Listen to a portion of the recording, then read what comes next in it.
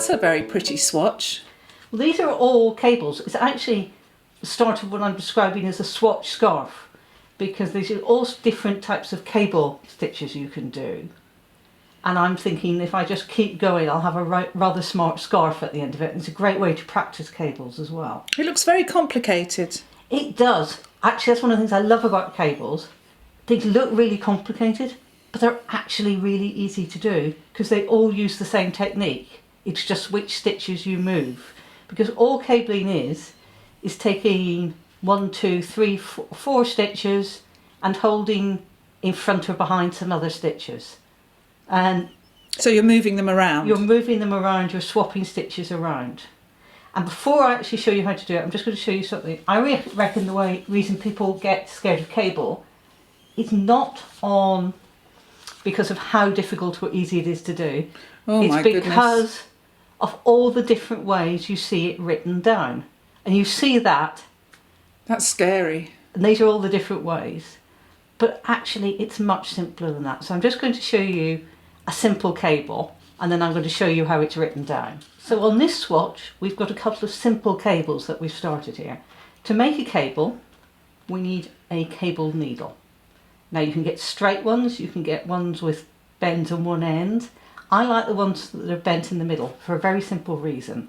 I'm clumsy and disorganised. If I have one in the bend in the middle and I put it in my work, it stays put. Oh, excellent. And that's why I prefer those.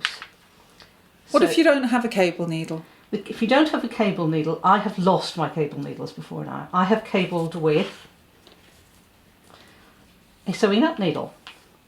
I have cabled by putting stitches onto a crochet hook and holding them out of the way.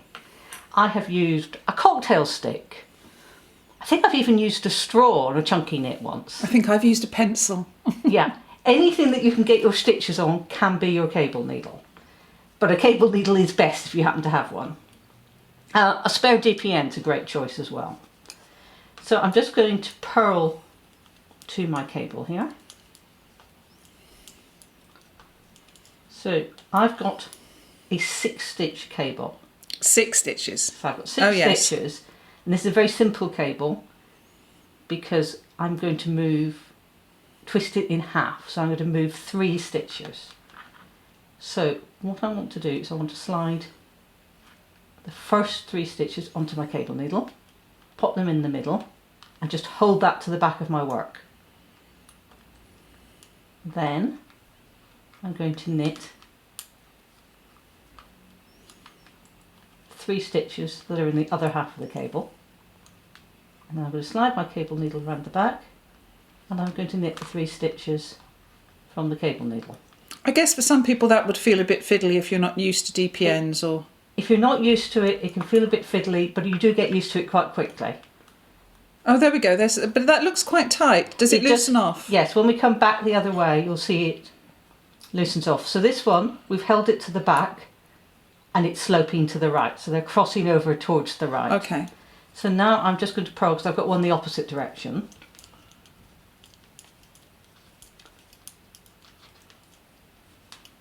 So this time I'm putting my 3 stitches because it's another 6-stitch cable.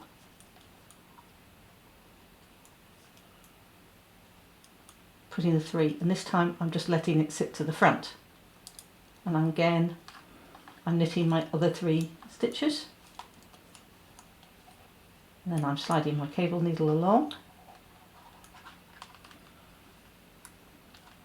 I'm just going to knit my other 3 stitches. I'll get rid of my cable needle for the moment. And then just purl to the end. And then purl to the end. So I just wanted to show you how that would be written down, and I've used the most standard type of cable notation. The very important thing with cable patterns is always to look at the key to the pattern, because however your cable's written, it'll give you instructions like these.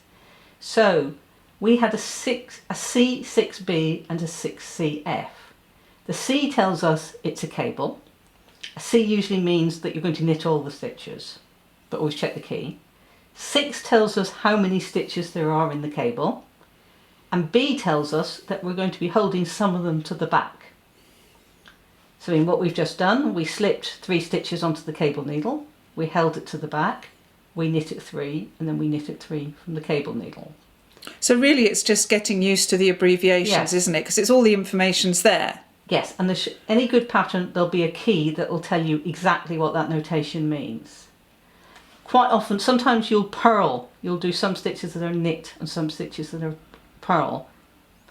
And you generally get, it'll be TW and the number of stitches then. But the same instruction is still telling you to slip a certain number of stitches onto the cable needle and hold to the back or front. And then what to knit and what to purl. So it's a lot more simple than you might expect, and it doesn't actually matter what cable you're doing, it will always tell you to move a certain number of stitches in the row to the front or the back, and that's all you do. So now I've knitted a couple of rows after we did the cable, and you can see how where it was all scrunched up before, it starts to flatten out and look like normal knitting again. So where you do the cable is a nice smooth ridge that goes over. So we'd actually be ready to do another one now because we've got enough space. You always need to be careful. You don't want to do too many crosses on top of each other because then it will pull in and be quite tight. The other thing to think about is when you come to the end and you're going to block your piece. With cables, you don't want to overstretch them and you definitely don't want to press them in any way. So you just want to gently pin them so your cables look flat and give them a shot of steam. And that will be all you need to do. Otherwise they'll flatten out completely. And they'll flatten out and that will spoil that lovely texture that you've created.